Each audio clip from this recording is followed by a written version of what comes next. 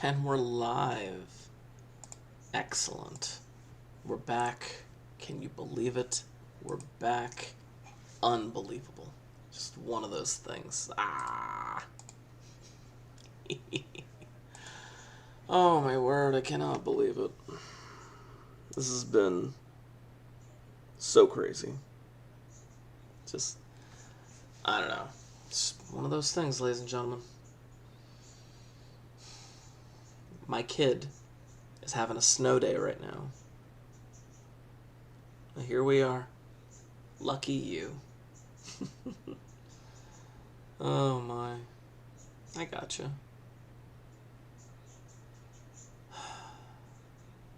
How we all doing?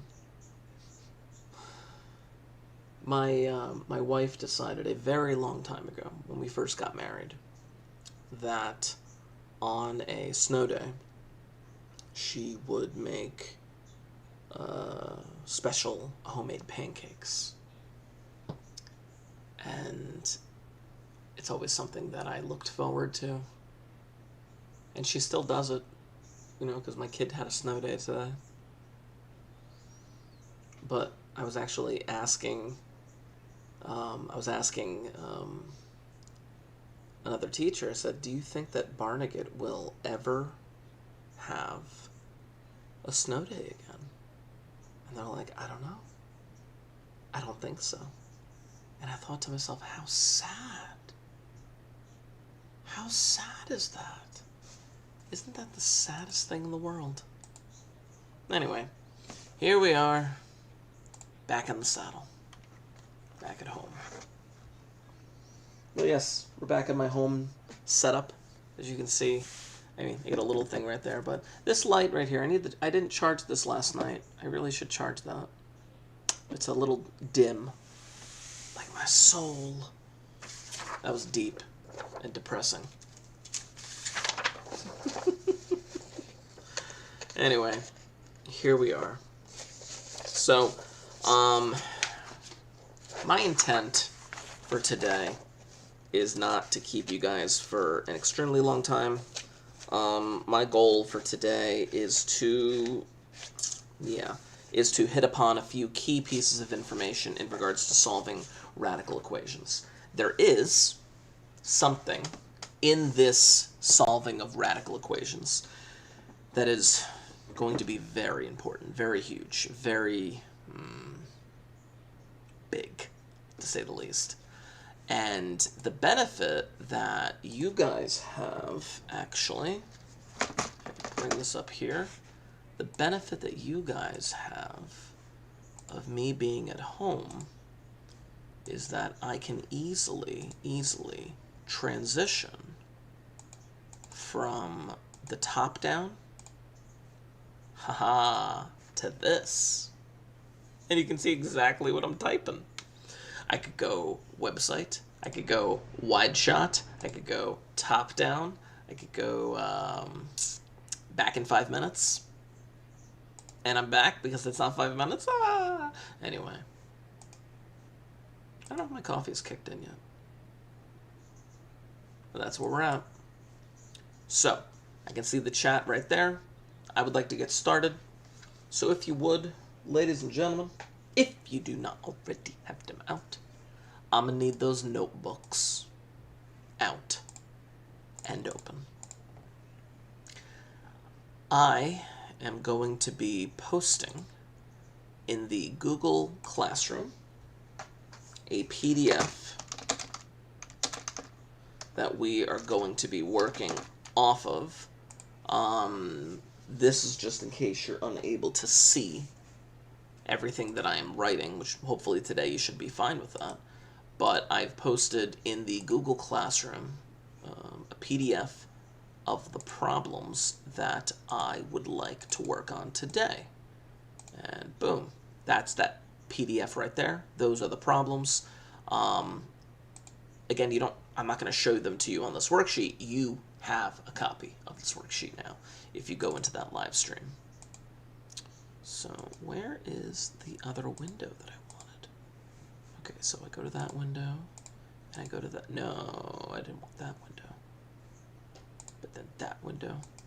goes to that window. Excellent. I want to leave that window open. But for now, top down. There we go. Today is the 11th. And I am calling this Solving Radicals Practice. There we go. Excelente. So now, like I said, every problem that I'm going to, most to every problem that I'm going to pick is going to be off of that worksheet that we just looked at a few moments ago. And I would like to start with problem number 3. Problem number 3 is as follows: 2x to the 3 over 4 power equals 8. Now, one thing that you should definitely remember from the other day in class is when I talked about the joys of PEMDAS. PEMDAS, the order of operations, the order in which you evaluate things. Well, we're not evaluating, we're solving. Evaluating is akin to simplifying. Solving is akin to getting that x by itself by peeling off the outside layers. But what order do we peel them off in? The order in which we peel these things off is based on PEMDAS backwards. SADMEP, how you all feel right now, because you're here with me instead of being out there with the snow. See how beautiful that is? Stop looking at it. I don't know. But I have to get this problem solved. I have to get the x by itself.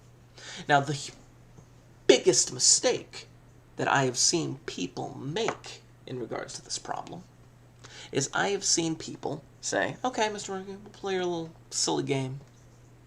Divide by 2. And I laugh, and I laugh, and I laugh. Divide by 2, you say? That was a terrible laugh. Let me try that again.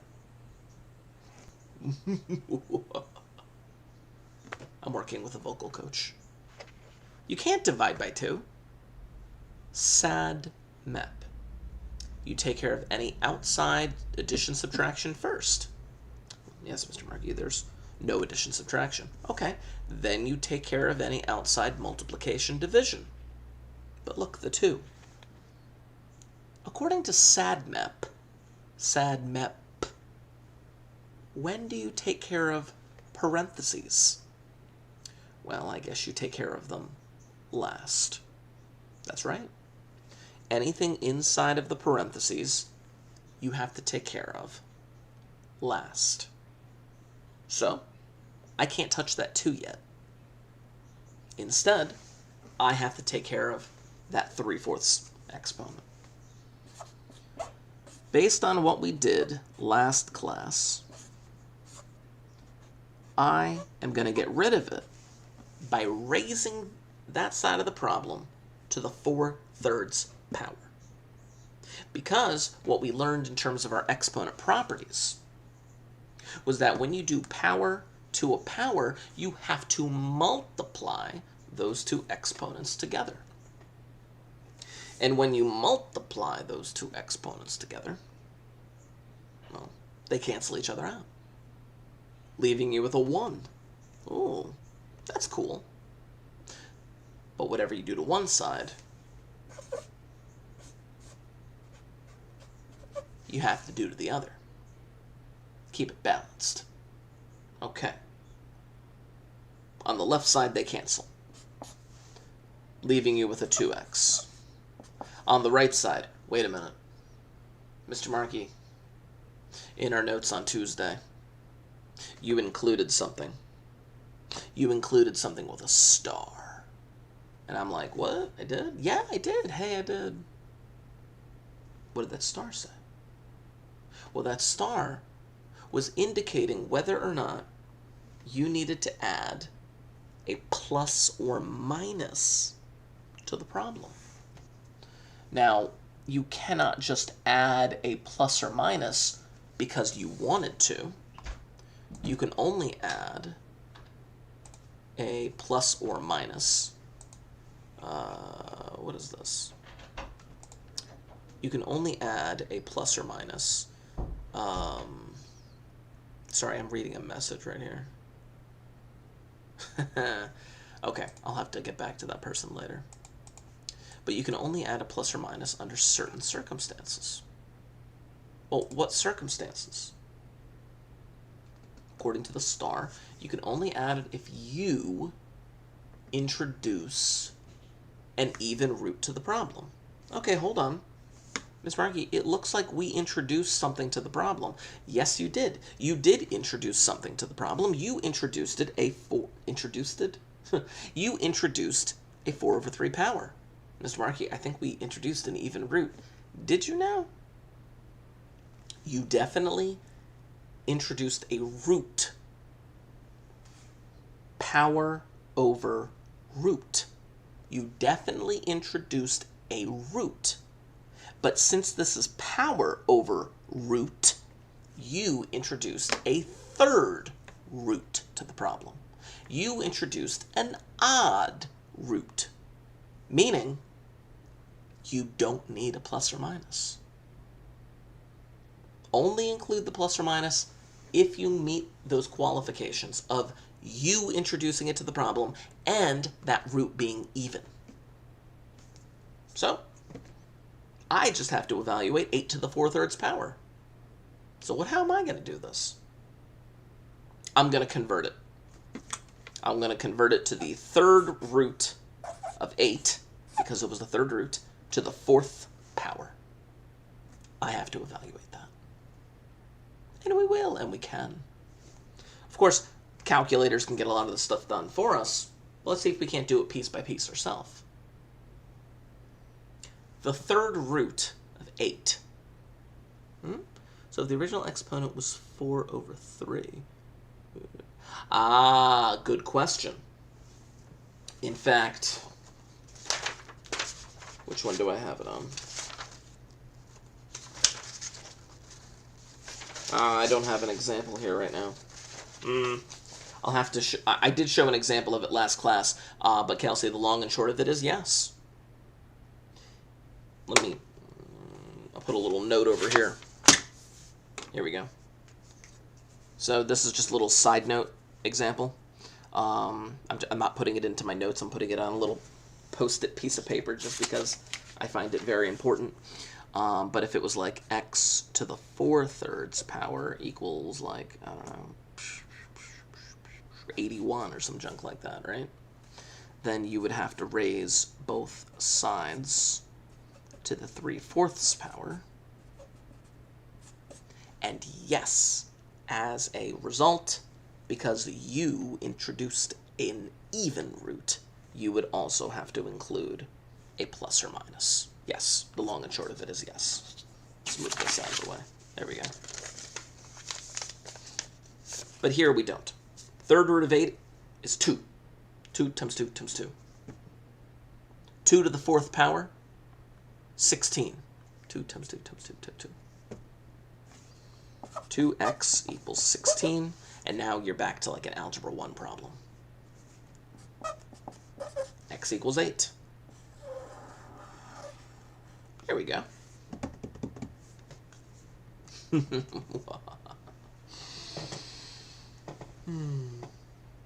I love this problem. Now keep in mind that you must always check your answer. You must always check your answer. Checking your answer implies that you are plugging it back into the original problem to make sure that it works. So I can take that 8. I could shove it in there. 2 times 8 is 16.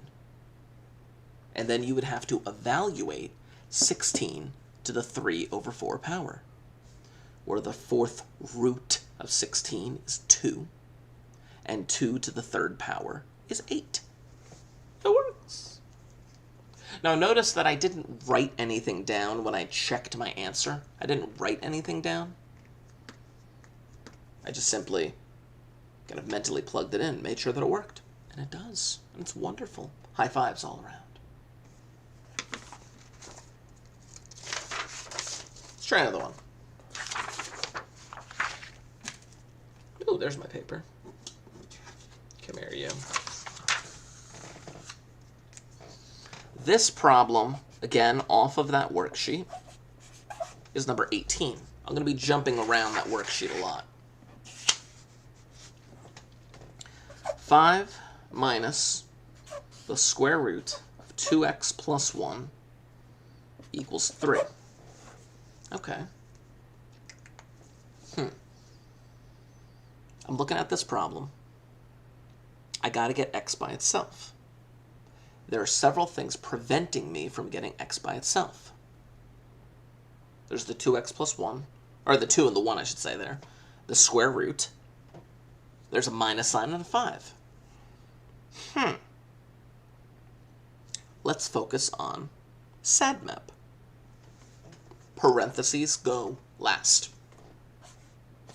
There are technically parentheses around the 2x plus 1. You have to assume they're there. Exponents, well, a square root is technically an exponent. Power over root. That square root is really a 1/2 power. It's an exponent. There's no multiplication division that I can see, maybe. I don't know, but then there's that 5. We got to take care of that 5 first. So people look at this problem, and they make a huge mistake. And they think to themselves, I'm going to have to add 5. And I say, no, you will not add 5 to the problem. No, you will not. If you add 5 to this problem, it is good as dead. Because if you add 5, that becomes a 10. That's not going to be helpful. Mr. Markey, the minus sign. That minus sign is not on the 5. That minus sign is on the square root.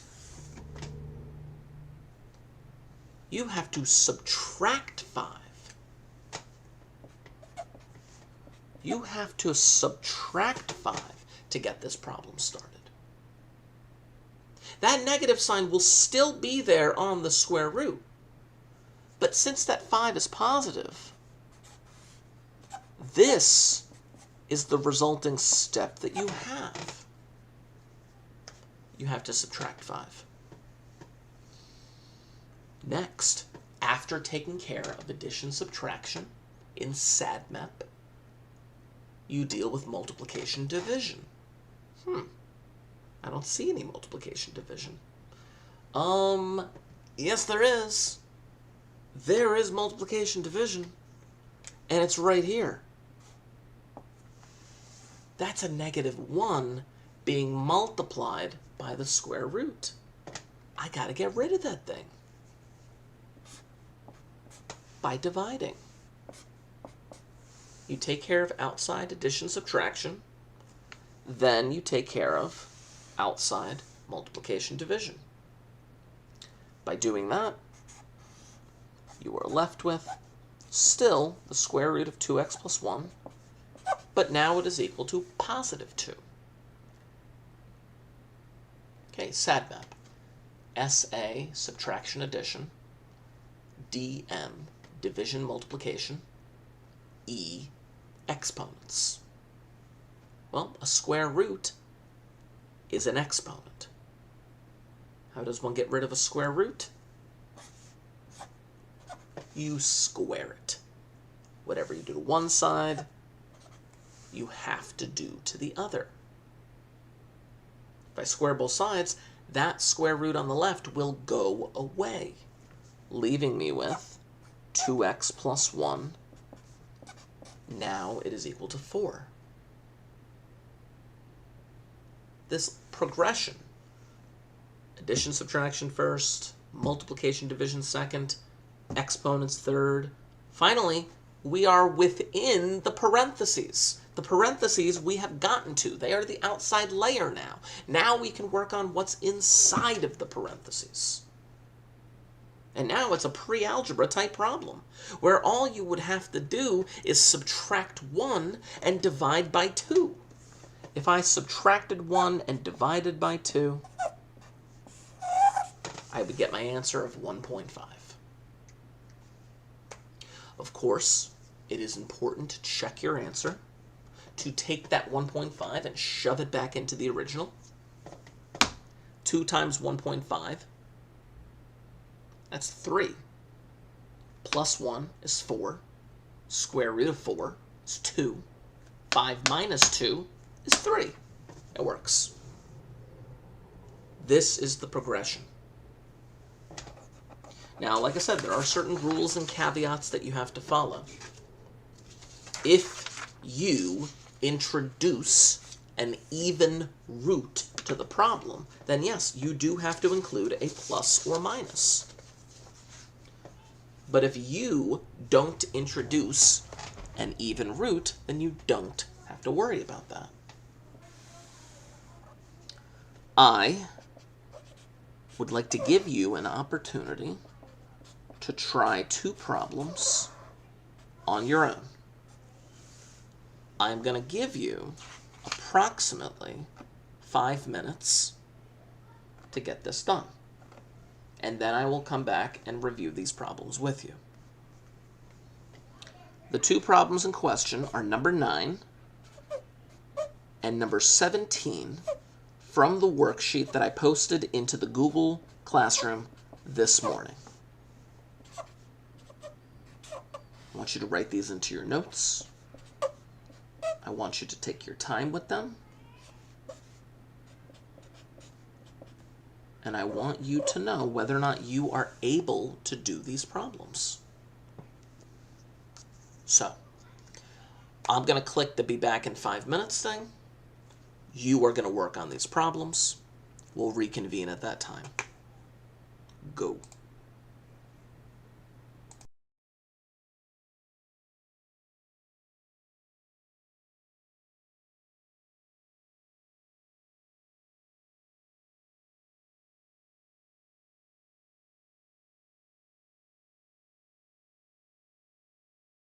I should really have just left this window open. So I'm going to leave this window open so you can see the 2 problems we're working on. But it'll still be back in 5 minutes.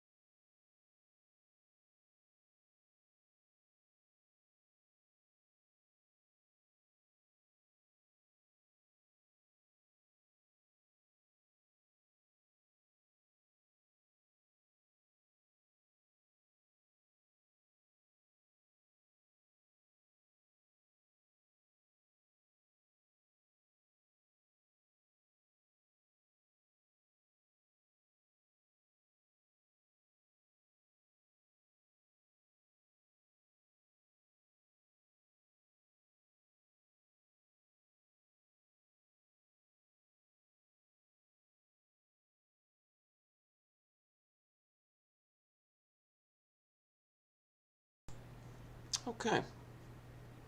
Okay. Let's see how we did with these two problems. Now, after I show you what these two problems look like, I do have one more big example to show you. That's going to introduce something slightly new. But let's see what we can do with these. First, I'm looking at number 9.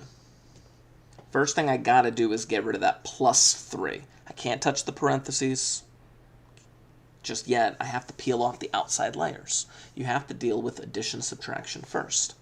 And yes, that minus sign may seem like a subtraction symbol, but that minus sign is actually a -1 times the parentheses. So first thing that I am going to do is subtract 3 from both sides. Then, as we did before, with that negative sign, it's technically a -1 times the parentheses. So I can divide by -1 to get rid of it. By doing that, you are left with 3x plus 4 to the 1/2 power equals +3. Now, the positive may not make a difference in a moment because we have to square stuff. And squaring, it's going to turn it positive. If I square both sides, that is going to leave me with a 3x plus 4 equals 9. Because the square and the square root cancel each other out. And now you're back to an Algebra 1 type problem, where you would just have to subtract 4 and divide by 3. Now that you are inside of the parentheses, you can finally deal with those numbers. Subtract 4, divide by 3. I'm going to leave it as the fraction, 5/3.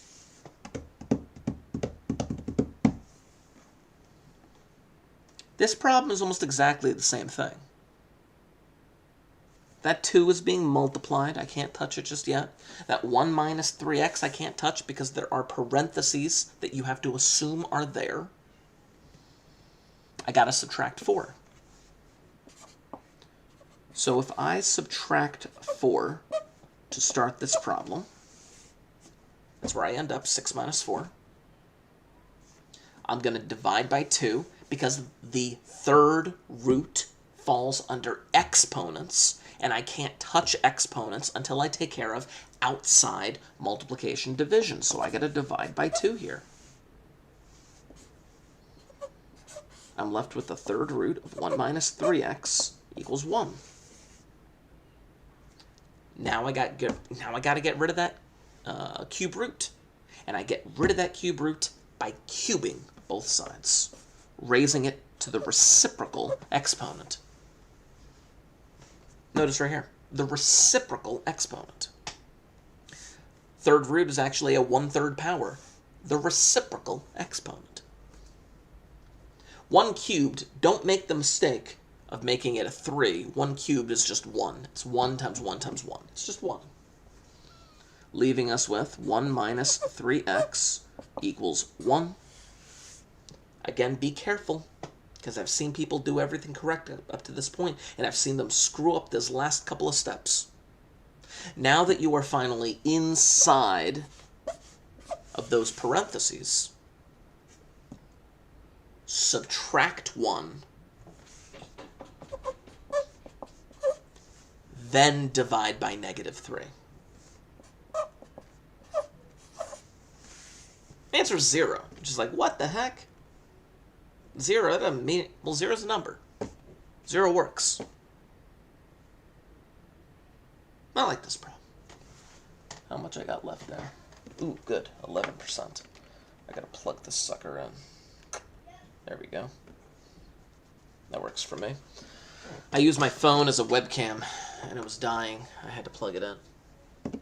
I got the webcam there. I got the webcam there. I got the webcam there. I only have 2.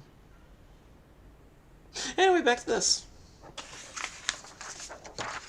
Now, like I said, I did have one more big example to show you. But I want to show you something on Desmos real quick before I get there. Let me flip my website over. There we go. There's my wonderful Desmos. Desmos. Bring my keyboard up here. Let me try something. Check this junk out. Y equals negative, parentheses, 3x plus 4, parentheses, to the 1/2 power, plus 3. There we go. Good. Now I'm going to draw this into my notes in a few minutes. But I wanted to show you something first. This was number 9. This was number 9 off of the worksheet. And you can see there is the curve, the square root curve that number 9 gives you. But now, I am also going to include y equals 0. Because that is the other side of the equation. Right there. Hopefully you see that little ordered pair right there, that ordered pair floating around. Something that is very important that you need to recognize. That 1.667 is the fraction 5/3. That was the answer to this question. The answer to this question was the fraction 5/3. 5/3 represents the point of intersection. It represents the point of intersection between the red curve, which is the first part of the equation, and the blue line, which is the second part of the equation. That's what it represents. Now, how I draw that into my notes, let me just kind of show you something here. Let me change to my top-down one more time. Oh, come on. The thing froze on me. I think it froze on me. Now this is going to make me sad. I got to close that. Let's close that. There we go. Disconnected. Reconnect it.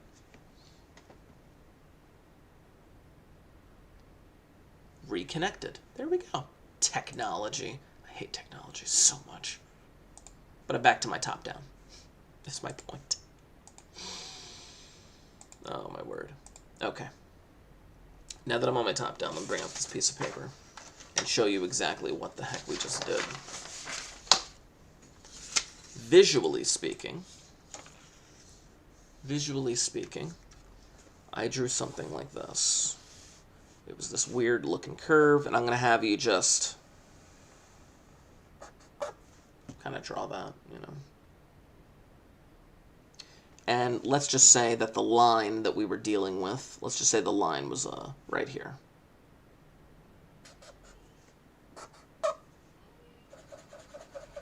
Right there. Whoop, boop. When we solve these, we are actually finding a point of intersection. There we go. We're actually finding a point of intersection, believe it or not. Oh man, did that thing not show up again?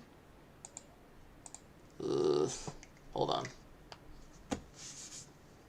Come on, you. Reload on this thing. There it goes. There it goes. Okay. I was just making sure that actually worked. But when we solve these, we are actually finding a point of intersection. Now, this point of intersection, where these two things cross. Yeah, I know. Thank you. I figured that out, but technology. The appropriate response to your comment would be to let it go. I'm hilarious. Anyway, back to this. We're actually finding a point of intersection. But something interesting happens here. Something very interesting is about to happen. And I want to show it to you on Desmos real quick, right here. I want to show it to you on Desmos. I want to change these equations to something else. Let me change this equation to be the square root 2x minus 3, and the equation y equals x minus 3. Look at this right here, ladies and gentlemen. Look at what we got going on there. Look at what we got going on there right now. What we have going on is two equations. One, a square root curve like we're used to. But now instead of a horizontal line, I have another line that does cross it over somewhere else. Now, where it crosses, it looks like it crosses at the x value of positive 6. It looks like it crosses at the x value of positive 6. And it does. But let's take a look at the algebra behind it. Let's take a look at the algebra behind it. So let me change the top down. Boop. And I want you, this is number 23 off of that worksheet.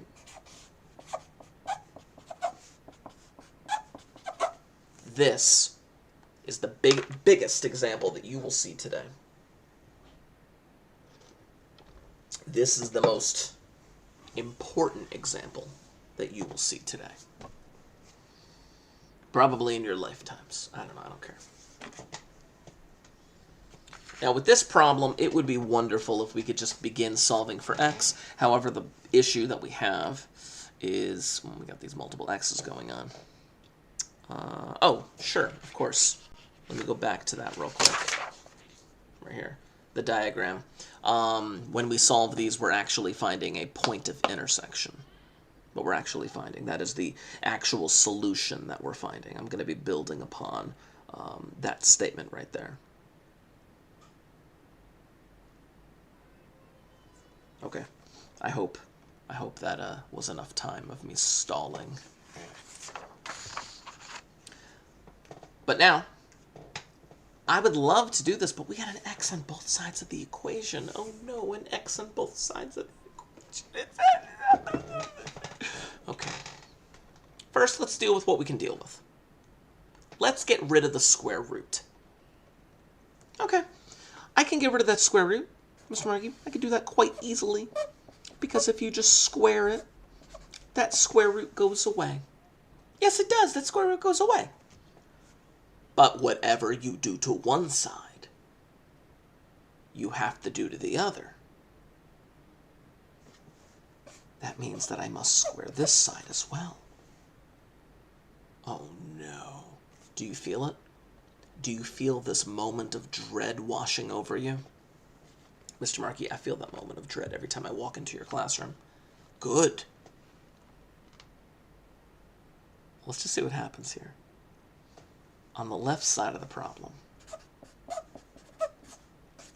I don't even know why I put the parentheses there, but that's a 2x minus 3, because the square root goes away. However, on the right side, you can't distribute that square. You can't distribute that square. You have to multiply out x minus 3 times x minus 3.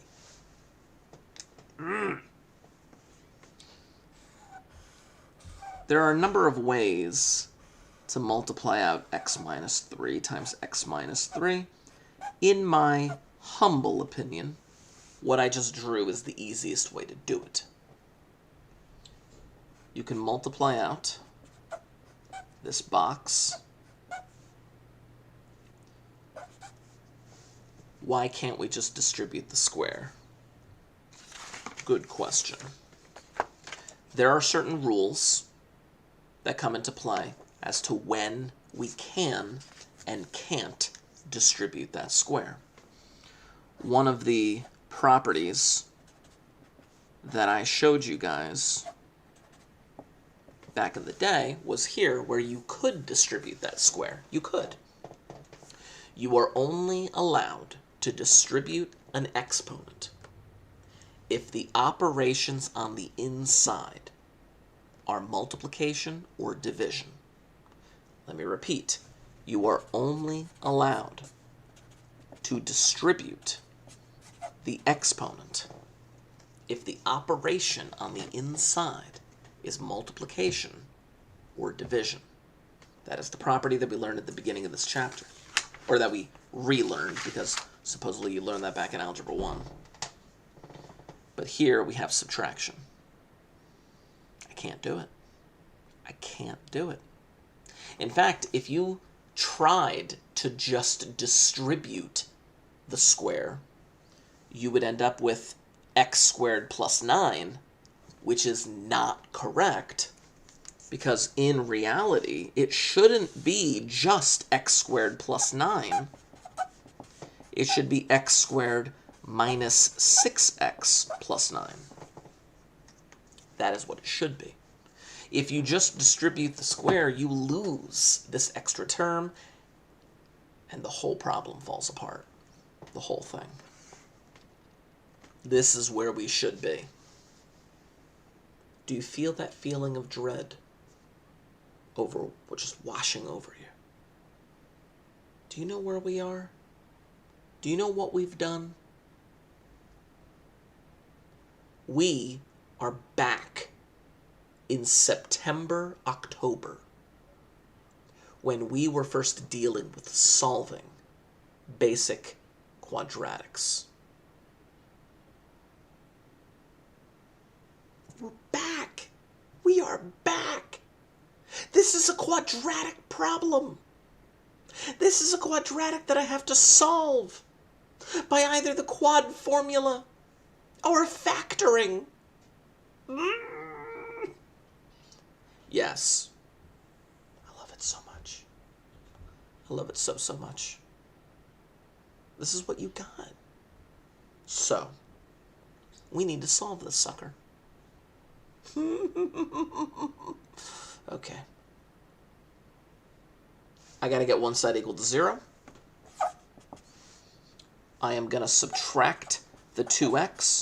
I am gonna add the 3. I am going to factor.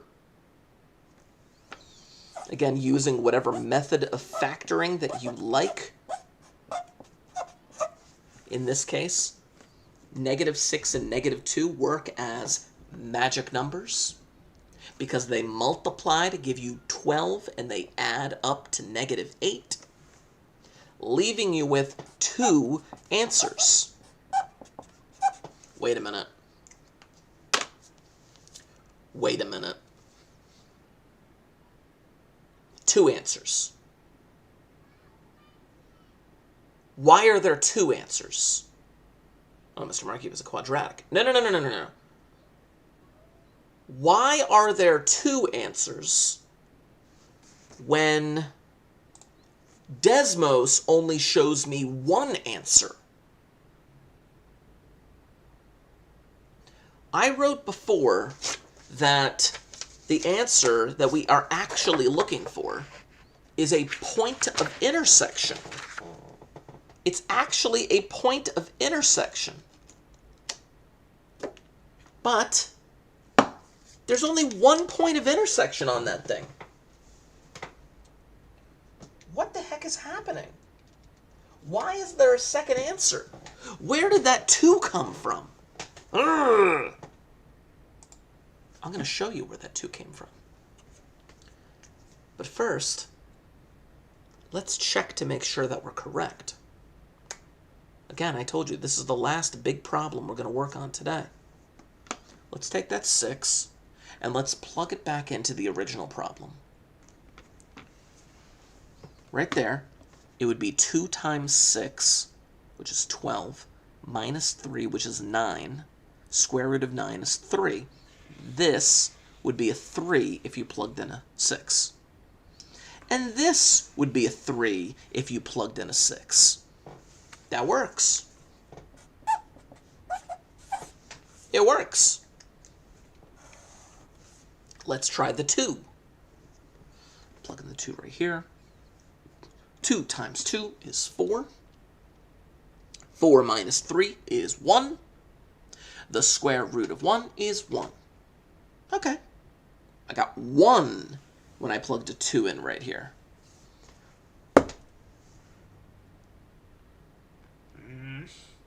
But if I plug a 2 in here,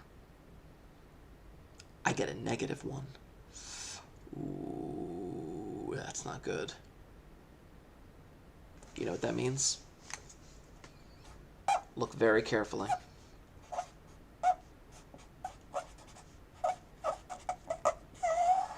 I have to define a word for you known as extraneous. An extraneous solution is like a ghost answer. Do you know what happens to people who have limbs amputated? If you ever known anyone who has had a limb amputated, it may be 10, 15 years down the line, and they may complain of like pain in their left arm, even though their left arm is not there anymore. It's a phantom pain. It's a medical condition. It's true. It's a medical condition because the pain that they think they're feeling is just synapses firing off in their brain. This is a phantom answer. It is what we call an extraneous solution. Now, what I'd like to do is I want to define for you, I want to define what an extraneous solution is, and then I want to visibly show you where the heck it came from. First of all, extraneous solutions are false solutions. They are still answers. They are still answers to the problem. They still show up naturally. It's just that they are false. Now let me go back. Let me go back to Desmos, and then I'll come back to the screen. Back to Desmos. I'll draw a little picture here. On Desmos, there's this red curve that I'm drawing out on my paper. And there is this blue line. There we go. And let me come back here to the top down. There we go. And right there, that is the solution. Oh, Kelsey, very good question. That's what I'm building up to right now. I'm building up to the exact reason why they appear. Anyway. Right there, we can see the solution is the point of intersection, which I'm going to abbreviate because I don't feel like writing out the point of intersection. The solution is the point of intersection. However, sometimes a false solution occurs. What does it occur from? Well, when we graphed square root functions, the way that I described them to you, yeah, they're curves that kind of start, they have a starting point, and they curve out like that. Let's go back to Desmos real quick. Look at that curve right there. There's the red curve curving out. That's the square root function. That's the square root of 2x minus 3. Move this thing over a little bit more. There we go. It's the square root of 2x minus 3, and there's the point of intersection right there, the one that we described. Where is the second solution coming from? Well, the other way that I described these square root functions to you, they are parabolas. They're parabolas that open up to the side. They are parabolas that open up to the side, but it's only a half a parabola. It's only half of a parabola. See, what ends up happening on Desmos is something like this. There is a second half to that square root. But the second half to that square root is like a phantom limb that has been chopped off. That's what you see right there in green. Look where they cross each other. Look where they cross each other. They cross each other at +2. That green curve should not be there. It shouldn't. It's the other half of the parabola. It shouldn't be there because if it was there, then that would not be a function. It would not function properly. So that limb, that green curve, had to be amputated.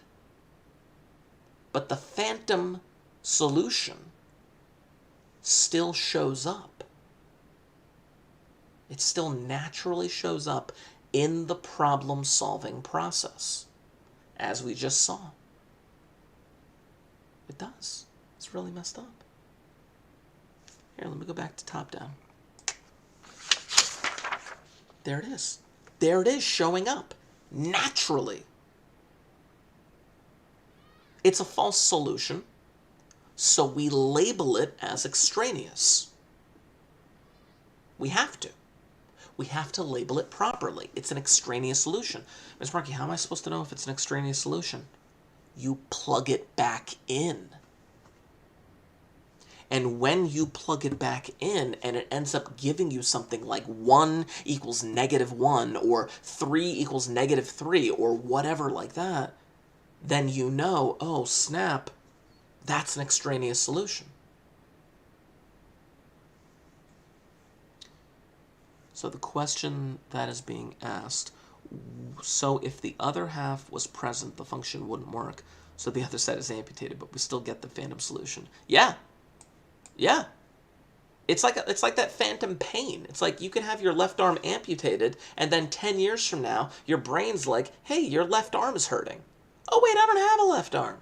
But you still feel the pain because its synapses firing off. In this case, there's the solution. But clearly there's only one point of intersection. It's really weird. In fact, there is a possibility that you would get two solutions where both of them would work correctly. There's a possibility of neither of them working correctly. It's really weird. Ms. Markey, how are we supposed to know? You plug it back in. You plug it back in to see if it works. We plugged the 6 back in, it worked. We plugged the 2 back in, it didn't work. That's how you know. That's exactly how you know. So on this particular page, however, sometimes a false solution occurs because of the bottom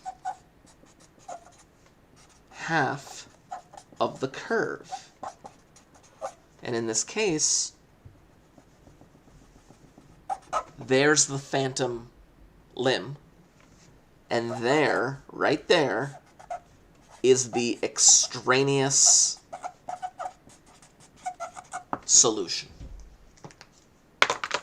It happens! It's really sick, but it happens. Okay, couple of things. Reminder, you have a minor due today. You have a minor due today on quizzes.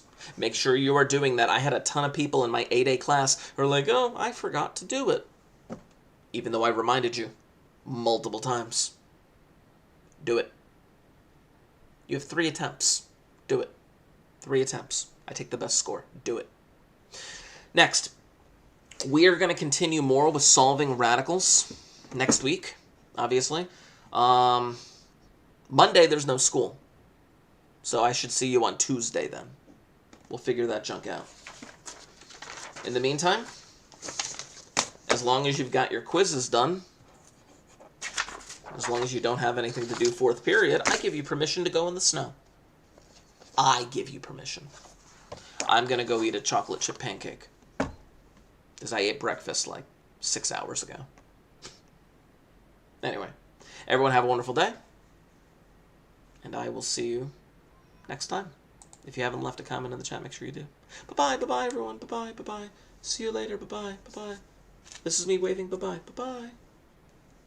Okay, bye-bye.